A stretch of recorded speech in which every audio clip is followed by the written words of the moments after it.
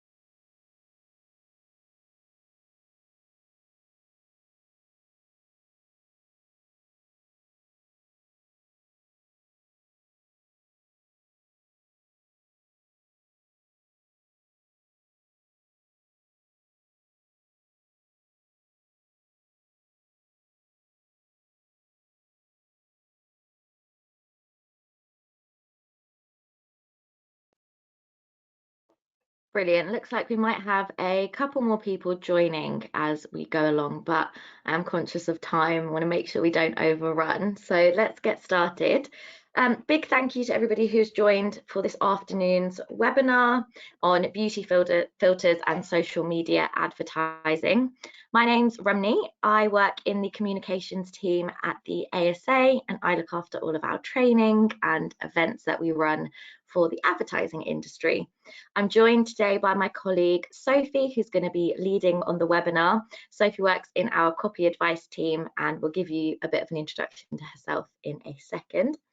Just to give you an overview of what we'll be covering today, we'll be discussing misleading beauty advertising on social media, and we'll take an in-depth look at 2 recent ASA rulings that have hit the headlines. We're going to go through the content first, and then we're going to have time for a Q&A at the end. The best way to submit your questions is to pop them into the questions box, and then when we get to the end of the webinar, I'll go through these and Sophie will try to get through as many as we can, and we'll give you some more information about how you can get in touch with us after the webinar should you have any more questions or want to look for any further guidance or advice from the ASA. So that's it from me for now. I'm going to hand over to Sophie, who is going to take you through today's session. Hi everyone, as Rimmel said, I'm Sophie and I'm in the copy advice team. Thanks for coming. I've got a few slides to get through, so I'm going to get going. Oh, my clicking worked. So this is the content we're going to be looking at today. So first we're going to go through who is the ASA, who is CAP, and then we're going to move on to misleading advertising and what the kind of principles of that are. And then we're going to move on to pre and post production techniques in terms of kind of beauty advertising and that kind of cosmetic side of things. Then we're going to move on to the 2 beauty filter rulings, which is what I imagine everyone's come for. That's what all the crowds have gathered for. And then I've got some other rulings that I thought might be of interest that kind of have the same principles, but may not be quite as up to date, but still interesting. And then we'll have some time for questions at the end. So let's get going. So who are we? So we're the Advertising Standards Authority, not agency. Loads of people seem to call us that.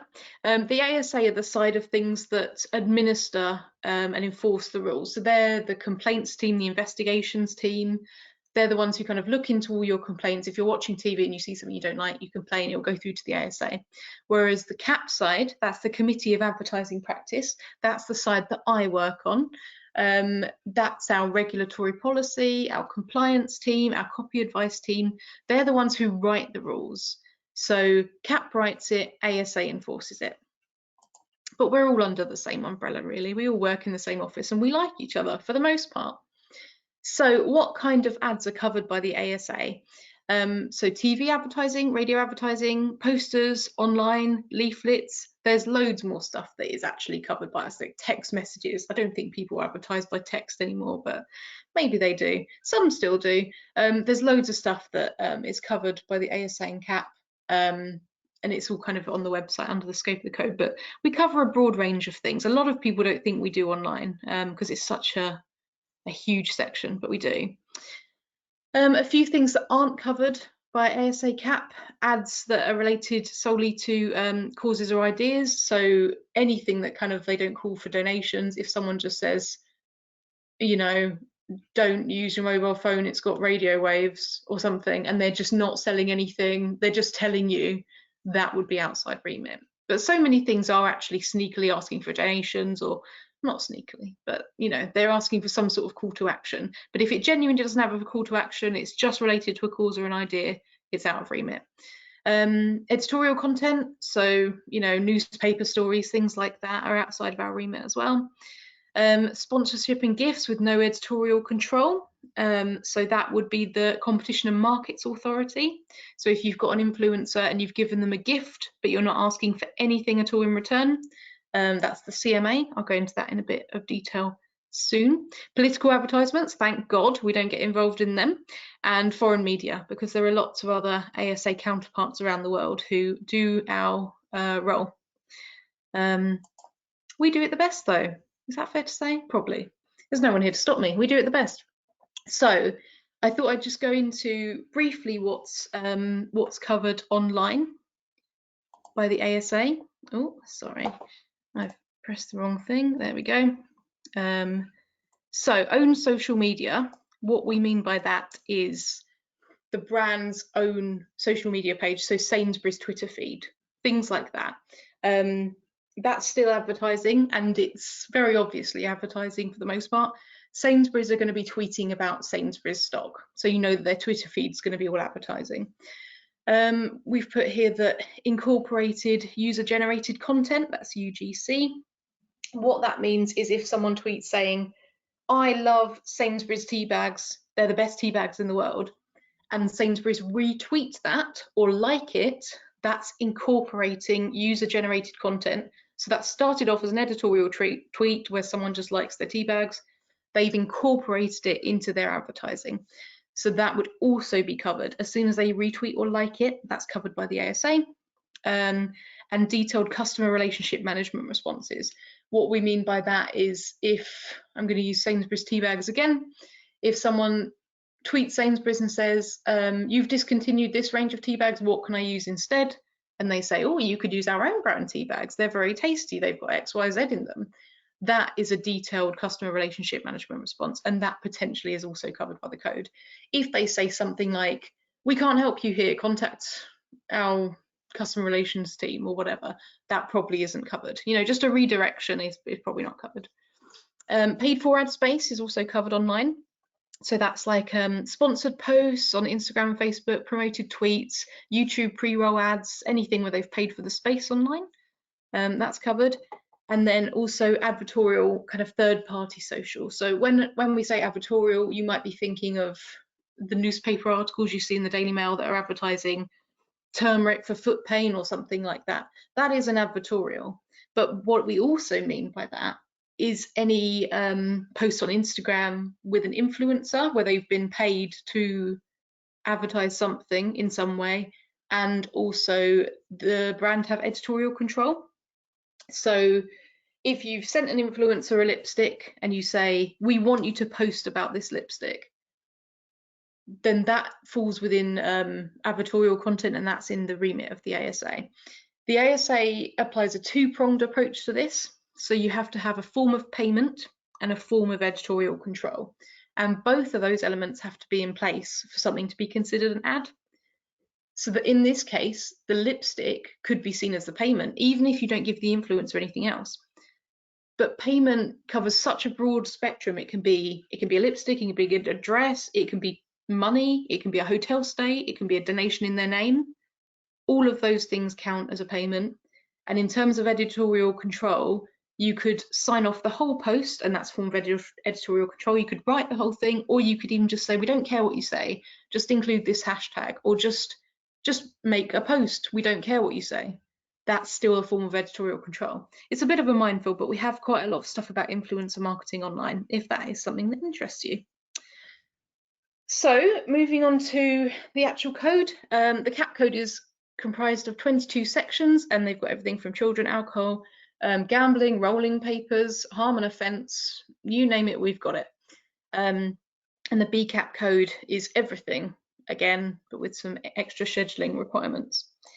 I deal mainly in the CAP code. I ignore the BCAP code as best I can. So moving on to misleading advertising. What is misleading advertising? So it's in section 3 of the code. All it means is the average consumer to whom the ad is directed at likely to be misled into taking a transactional decision that they wouldn't have otherwise taken. So if they've seen an ad for a vacuum cleaner and it says that vacuum cleaner can hoover for 10 hours non-stop on its battery, but that's not true, was that consumer misled into buying that vacuum cleaner? And yes, they would have been, if it's the case that the ad didn't make clear that it wasn't 10 hours, if they exaggerated the performance, things like that.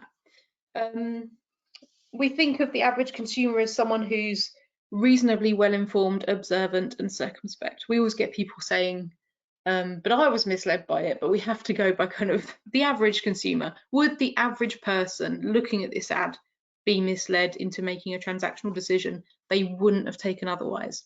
And that is going to be the key to the rest of the presentation. Were they misled into buying something they wouldn't have? So what rules apply to these products? Rule 3.1 and 3.3 are the two main rules in this section. They're not the only rules, there's tons and tons of them, but these are the bread and butter of this section. If I'm looking for something to apply to a misleading ad, I'm going to go for 3.1, 3.3. 3.1 is really simple. Marketing communications must not materially mislead. And rule 3.3 is just, you mustn't mislead by omitting material information or hiding it in an unintelligible, unclear manner, because sometimes people say, oh, but we did say that vacuum cleaner runs out after 3 hours, but we put it in a small print, or we put it in tiny font, or we said it in a very low voice. That's not good enough. You're not making the material information clear. So I'm very aware that we haven't got forever, so I'm going to move right on to pre and post production techniques in beauty advertising. So the use of pre-production techniques such as styling, makeup, lash inserts, hair extensions, etc. is acceptable without explicit disclosure. I don't know why I can't speak. Provided such techniques do not mislead. That is the key. You can use all those things if they're not going to mislead. So for example, lash inserts may be used to fill in the natural gaps in the lash line and thereby help to achieve a uniform lash line effect. Before and after images where only the after image has used pre-production technique or post-production techniques, is probably more likely, are also likely to mislead. So we're going to put that into practice later on. This is post-production. So retouching and airbrushing of photos requires particular attention to avoid misleading consumers. You need to retain evidence to demonstrate what kind of retouching has been carried out. I've got a ruling coming up that will kind of demonstrate that. And retouching of characteristics directly relevant to the performance of the product are likely to mislead. And we're going to be seeing this in the beauty filter rulings that you'll all probably hear for later on. So just to clarify that this isn't new guidance that we're putting out there. This has always been our position. There's always been rules in the code that say do not mislead, and that is essentially what we're looking at here. It was just misleading advertising. The filters themselves and the kind of whole, I know Instagram's not very new, but the whole idea of kind of augmented reality or beauty filters, you know, it is relatively new in the grand scheme of things. I mean, not in the whole universe, but you know what I mean. And what we have to continually do at the ASA is apply existing positions to new media, because new social media platforms pop up every day. You know, there's always, influencer marketing wasn't a thing 10 years ago, or if it was, you know, very quietly done. We have to apply what we already have to advertising, because it will constantly change, especially something as dynamic as advertising. The techniques people use will constantly change in advertising, and we've got to keep up with that. And that's all this is. It's just our misleading advertising position being applied to a new medium. So a few other things to be aware of in regards to pre and post production. As I've said before, it applies to before and after imagery. Any superimposed text or small print stating the effect has been exaggerated is likely to contradict the overall impression. So you couldn't have a caveat or a disclaimer kind of saying you can't expect this mascara to work like this at home. It's not good enough, because the overall impression of the ad is going to be this mascara gives you amazing lashes. And we've also got tons of other rules that apply to beauty. So we've got cosmetic claims, but we've also got medicinal claims, things about substantiation and what kind of clinical trials you need, health claims, food supplements, that's a whole other ball game. There's tons and tons of rules that relate to beauty. I haven't got time to go into them all now, as you're probably aware, but if there is something specific that you wanted to look at on the website, it's probably on there. And if not, you can always come to the copy advice team to ask for something specific. So filters and Photoshop and all those, you know, kind of pre and post production technique things are not inherently misleading or problematic. And I've put there, we're not trying to stifle creativity, because that's true. A lot of people seem to think that we're being killjoys. And whilst we probably are killjoys in some ways, that's not what we're trying to do here. We're not trying to stop advertisers from making people look glamorous or anything like that. We're just trying to stop people being misled by advertising. And it's only likely to be a problem if the filter you've used or the Photoshop you've used exaggerates the capability of the product. There's no requirement to make these filters clear, so you don't need to put a tag or anything. We don't ask that of people. A lot of people have called for it, but it's not something that's required under the ASA's rules at the moment. If they don't mislead, they don't need to be disclosed, and that's the end of it. And if they are misleading, they shouldn't be being used. So the two beauty filter rulings, the main events. These are the two rules that we upheld the two beauty rulings under. So 3.1 is about holding substantiation, just holding evidence essentially. And 3.11 is you mustn't mislead by exaggerating the capability or performance of a product. I'm going to sound like a broken record, aren't I? Exaggerating the performance. So this is the first ruling, skinny tan in association with Elly Norris. So this was seen in July 2020 on Skinny Tan's Instagram feed, and it was two different stories. I've only put one of them there. I'm not going to play any stories or play any videos in this presentation, by the way, because they just don't travel well over the webinar. So I've only stuck to pictures, which is slightly boring, but at least it works. So the caption on this Instagram story said, "So impressed with how that went on. Honestly, like no other fake tan I've ever put on, and the smell is something else. I can't wait to see what it looks like tomorrow morning." So the advertiser said that the user had created the post of her own free will. They'd sent her the product and they thought it was a great real review from someone who'd used the product. They didn't realise that reposting the story meant that it was their responsibility, as we discussed earlier, because they adopted and incorporated it. And they said they would be more careful in the future. I don't believe, by the way, that she created the post of her own free will. If she received that as a gift, that would be the CMA's remit, if they genuinely didn't ask her to post anything. But I don't think we went into that in the ruling. The influencer said she'd used a filter called Perfect Tan, and she didn't intend to mislead, which is good.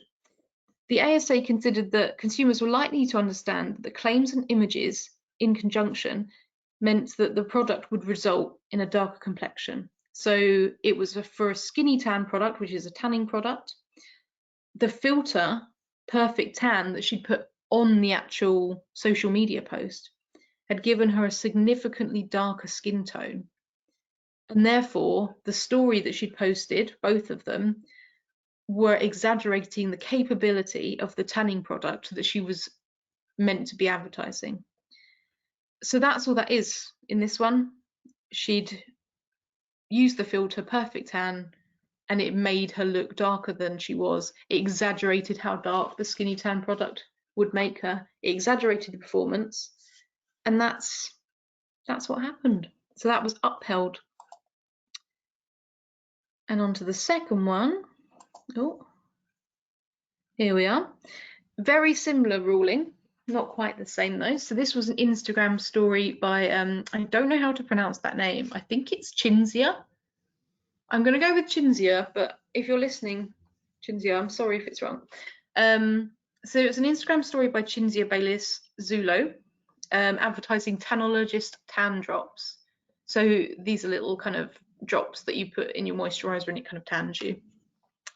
The influencer said she'd been putting the drops in her normal moisturizer, and she said lots of stuff, including, you can do it, you know, just like direct from the pipette with no moisturizer, but I just find you get a more even coverage with the moisturizer. And she made other claims too.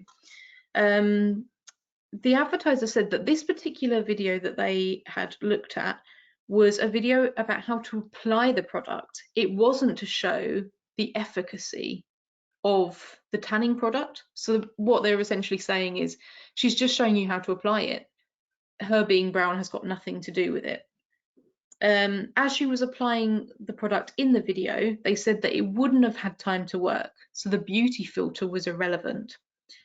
She'd also later on in the day posted an after image of herself with the tanning product applied, which they said strengthened their position, because why would you do an after if, you know, you were going to see the whole thing in this particular video. The influencer herself, Chinzia, as we're calling her, said that the filter only gave her freckles. It didn't give her anything else.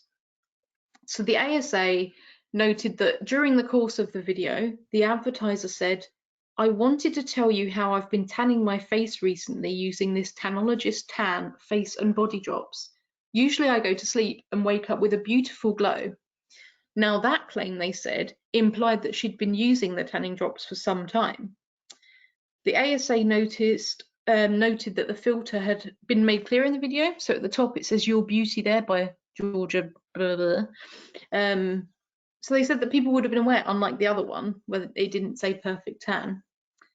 But they noted that the filter did more than just add freckles. It also smoothed her appearance, which you can see on the video there that her appearance has been smooth, and it darkened her skin. They therefore thought that the filter's effects were directly relevant to the intended effects of the product, and it gave a misleading impression of its efficacy. So that's the two rulings that hit headlines. For a lot of media outlets, unfortunately, kind of almost exaggerated what we said, you know, like we were demanding that people made filters clear, or they had to have special tags on it or things like that, but that just wasn't the case. The whole point of it was that they misled people into buying these tanning products through these ads, and that's the long and the short of it, really, is that they were just misleading. So we're just going to move on to a couple more other rulings. Running a little bit out of time, but that's okay. We're still going to go through them quickly. So this one it's quite an old one, but it's a goodie. So it was a 2-page magazine ad for anti-wrinkle cream by L'Oreal. The complainant challenged whether the ad was misleading because the image of Rachel Weisz had been digitally manipulated. So the advertiser said that a low level of manipulation had occurred. Rachel Weisz, whatever. She'd been styled, made up, and she'd been lit and shot by a professional photographer.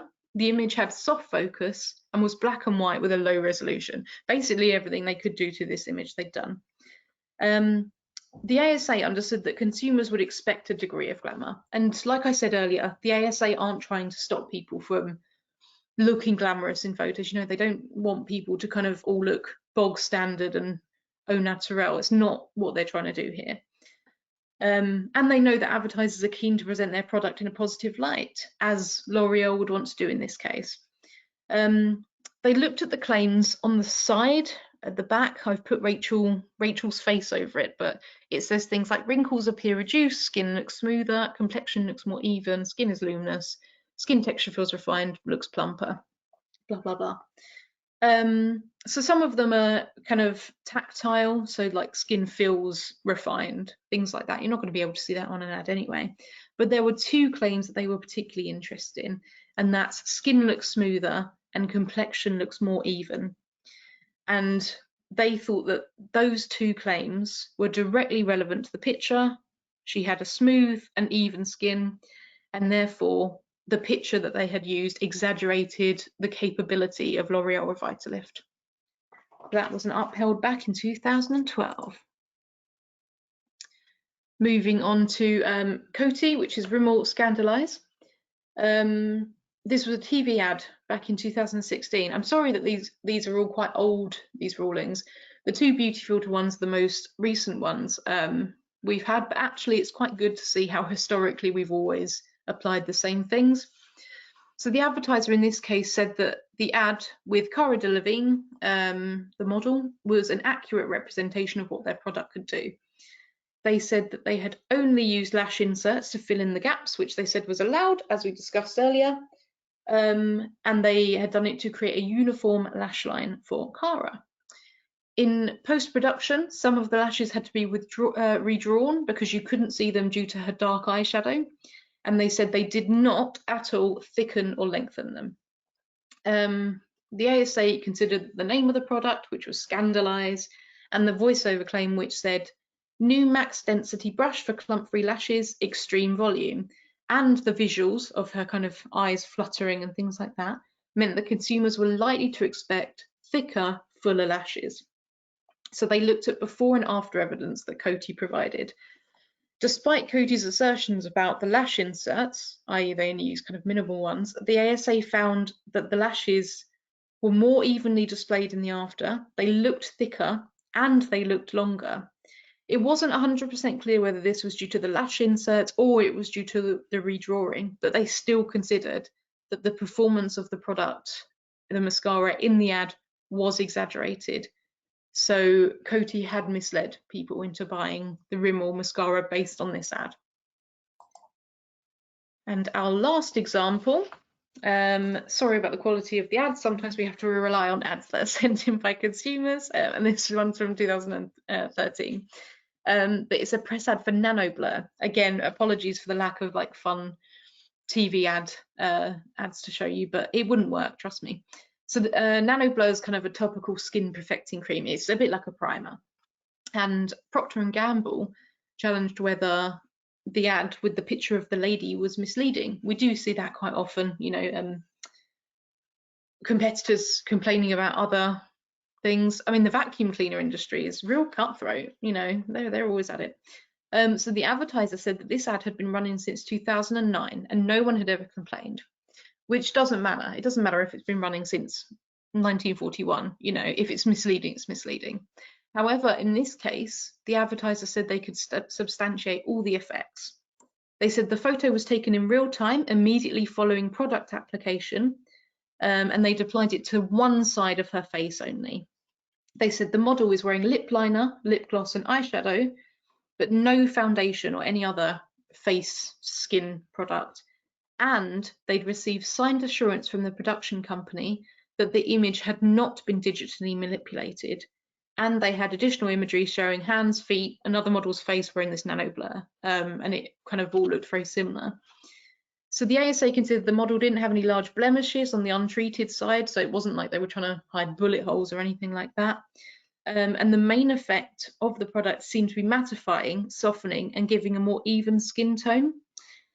Considering the signed assurance and the other evidence, and the fact that the effects were in line with what a cosmetic cream could likely achieve, the complaint was not upheld.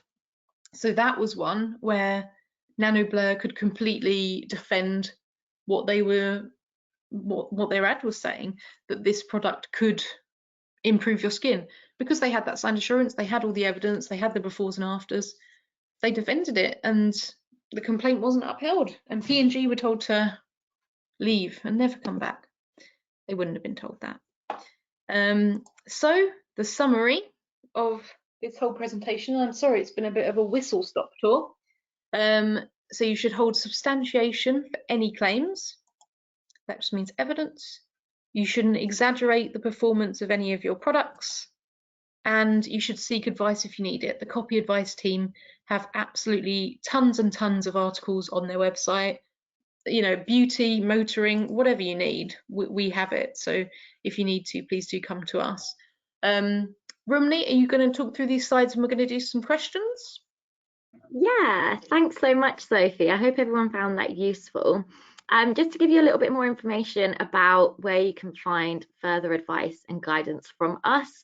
As some of you may be aware, we've got a really extensive e-learning platform, and on there we've got modules that cover lots of different areas of our code.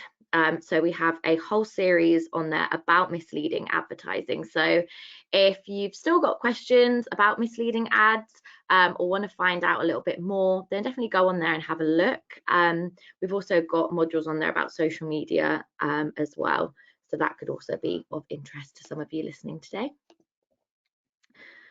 In terms of other resources, we are on Twitter, so give the ASA and CAP a follow. On there, we share things like our weekly rulings, any sort of new advice articles that we publish get posted on there as well, and information about upcoming training and events too. We've also got our insight newsletters that are put together by the copy advice team, so Sophie's team, and in there it's packed full of different advice resources and articles for you. We run regular training seminars as well, much like these webinars, but sessions that go into a lot more detail about different areas of our code. So we've got one coming up next week about promotional marketing. And as Sophie mentioned, we have our wonderful copy advice team, so the team that Sophie is on. If you have any specific queries about particular campaigns that you're looking to run, and you want to kind of check these with us, or run anything past the ASA or CAP, then the copy advice team are who you should get in touch with. I will send around a follow-up email with information about how you can get in touch with us if you need any more guidance or support, and I will attach a copy of today's slides in there as well. We will go to some questions now, so if anyone has any questions, feel free to pop them into the chat. We've had a few come through, Sophie, so let's go through these. Okay. Caroline said she's just bought Nano Blur. She said it looks really good. Oh, that's good. That's good to know. I mean, they did have the evidence. You know, it's not an ad for Nano Blur, but they've got the evidence. Yeah, substantiated. So Alexandros has asked, why does the ASA choose to approach the social media filter related ads only through the misleadingness angle and not through social responsibility as well? Any thoughts on that, Sophie? Yeah, I mean, I don't know what the original query would have said. I imagine it would have been around the misleading nature of the ads, and that people were being misled because the filters were darkening their skin. In terms of, you know, why we didn't kind of approach body image, it's not something that would have come up in these particular rulings, but it is something that the ASA are looking to do more work into. They're thinking of launching like a body image self-esteem kind of project in future, and looking at kind of how ads are affecting this. In this particular case, though, it purely was upheld just on misleading advertising. I was going to talk about body image originally, but actually I thought it wouldn't be fair because I didn't want to confuse what these rulings were about. But I mean, watch this space. The project about body image is being launched soon. I don't think there are any timescales at the moment, but keep an eye on our website because it is coming up, and we're going to do more work on this in the future. Brilliant. Thanks so much, Sophie. In terms of other questions, so we've got one that's not specifically about the rulings, but a little bit more about, I think, in terms of our online remit. But someone said, in terms of, I think this is to do with potentially what we're talking about, user generated content and things like that. Okay. But someone said, what would happen if you deleted replies on a post if the post contains a non-compliant, misleading claim from a non-affiliated person? Is that allowed? Are you allowed to delete those things? Yeah, and I think that particular reply, unless you'd asked for it, unless you'd said, we've got a moisturizer and we want you to reply telling us like your favorite thing about this moisturizer, that would probably make it kind of your problem. But actually, if someone's just posting on your page, just, you know, either horrible stuff, whatever, that's not an ad, and it's not, it wouldn't be kind of affiliated with the initial kind of tweet ad. Like I said, if you'd asked for it, it would be a different story. But I mean, in terms of a bit different, but going on from that, in terms of like reviews or things like that, or even when you've asked for the tweet, the ASA look for heavy moderation. So if you're just deleting things where people are swearing, or, you know, people are posting like, I don't know, nude pictures, I don't know what kind of Twitter this is, but you know what I mean. If you're only deleting things like that, the ASA would consider that you're not really moderating stuff. As soon as you start moderating it to remove bad reviews, so you only have good ones, that's when the ASA might think that it brings it into remit. But I'm sorry that I kind of only could touch on that. I was very aware of the time, but I thought it would be really useful to people listening. We do have loads of information on the website though about kind of moderation of reviews and things like that. Brilliant. Thank you so much, Sophie, and thank you everyone for tuning in. We hope you found the session useful, and like I said, I'll be following up with an email with a copy of the slides and some more information about how you can get in touch with us. But that's it from us for now, so everyone have a great rest of the day and we'll chat to you later. Thanks. Bye. Bye.